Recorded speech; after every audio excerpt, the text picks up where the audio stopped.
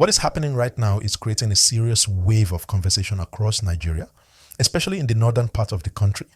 And honestly, this gist is one that you need to sit down and listen to properly. And please, as you're following this story, make sure you like this video and subscribe, because this gist is deep and we need more people to hear it. So the major talk everywhere is about the United States government moving forward with actions that directly target Miyetti Allah. Many people woke up shocked because this is not the type of news you hear every day.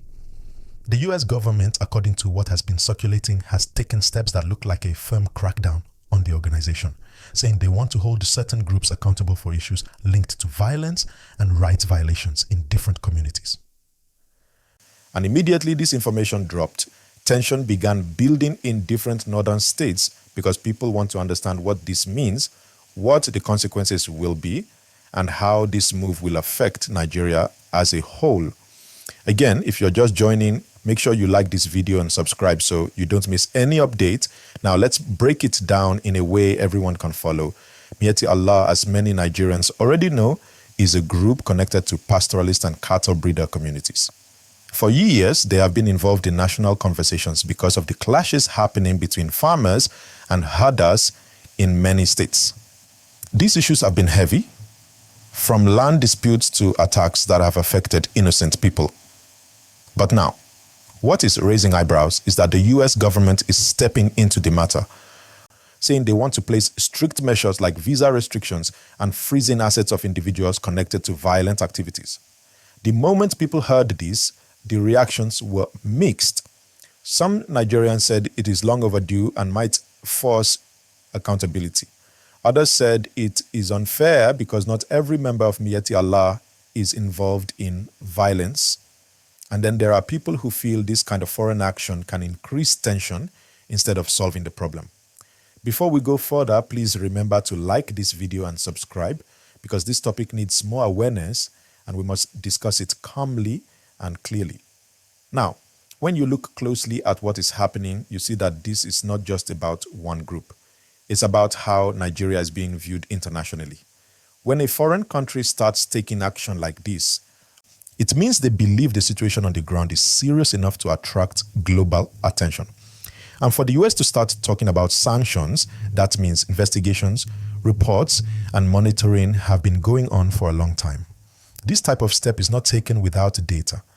It shows that the world is looking closely at the security and human rights situation in the country. And honestly, this is where the tension begins.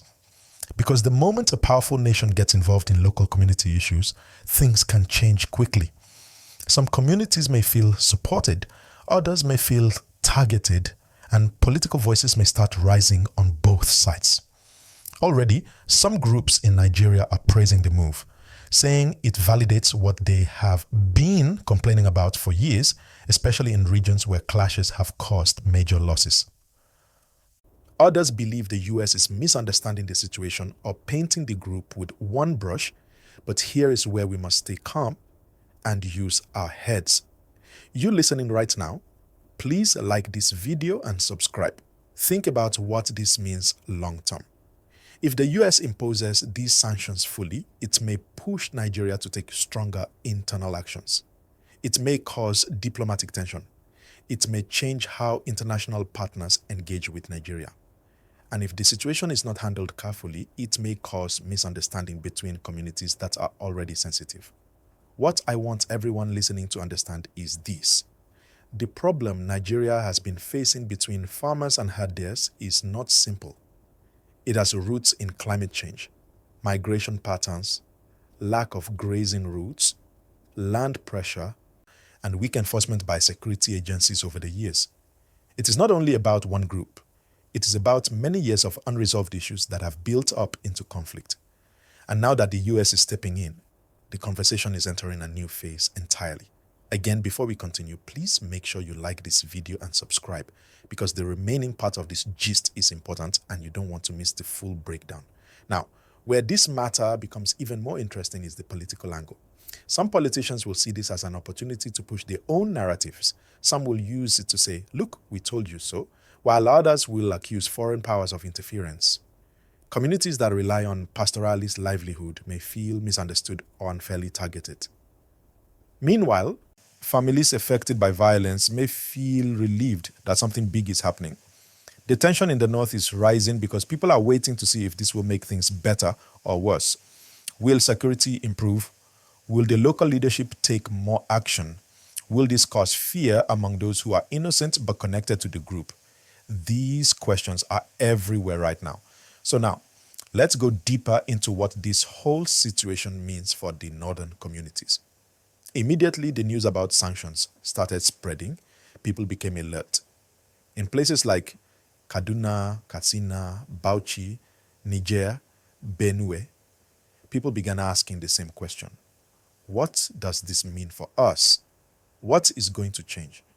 Because everyone knows that once an international government starts naming groups connected to the north, the effects don't just remain on paper.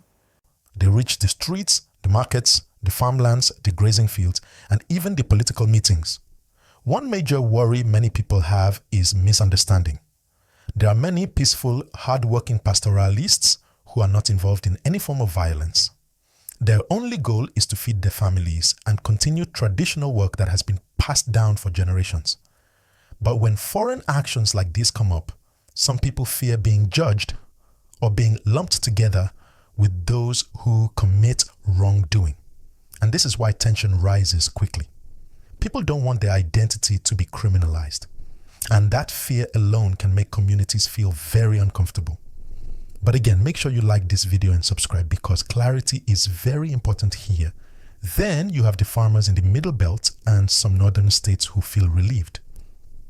They believe this is a sign that the world is finally hearing their cries. For years, they have been calling for stronger protection, accountability, and justice. So to them, this step by the US looks like a confirmation that their complaints were valid. So you see what we have here. One move, two completely different emotional reactions. One group is feeling targeted, the other group is feeling supported. That alone can create tension if not managed properly. Now let's talk about the Nigerian government. This matter puts them under pressure. The government cannot ignore it because even though the US decision does not directly control Nigeria's internal policies, it influences how Nigeria is viewed globally. And once international pressure increases, government officials have to respond. They have to decide whether to condemn the move, negotiate, or increase internal reforms to show that they are handling the issue. This could lead to meetings between Nigeria and US officials, discussions about human rights, community protection, and even revisiting security strategies in some states. But this is where it gets interesting. Whatever the government says publicly, they must be careful. If they support the US actions too strongly, northern leaders may feel offended. If they oppose the US actions aggressively, international partners may become cautious. Again, to stay updated on this developing story, please like this video and subscribe because more layers are unfolding. Now, let's enter the part many people are not talking about, the economic and diplomatic ripple effects. If sanctions go into full effect, individuals connected to the named groups will not be able to travel to the US or access any assets abroad. That may not affect every member, but those who have political, financial, or business ties abroad will feel it. And when individuals with influence feel pressure, they respond, sometimes peacefully, sometimes with resistance. Diplomatically, Nigeria may face tough questions from global partners. They may ask, what steps are you taking to protect vulnerable communities? What reforms are you implementing to reduce conflict? How are you addressing attacks on farmlands and grazing areas? These questions force government officials to provide clear plans, not just statements. And the world will be watching to see if the plans lead to real improvement. But beyond politics and diplomacy, let's focus on the people on the ground. The ordinary Nigerian who wakes up every morning just wanting peace. The farmer who is tired of tension. The herder who just wants safe grazing space. The community leader who wants stability. These are the people who feel the impact first. And that is why we must understand this clearly. The US move is not only about punishment, it's also a message. A message that the world is tired of hearing about violence in Nigeria. a message that local issues have become international concerns, a message that accountability must be taken seriously. But here's the thing. If this situation is not handled with wisdom and fairness, it can increase fear, misunderstanding, and conflict. That's why Nigerians, both in the north and across the country, are watching closely to see what will happen next.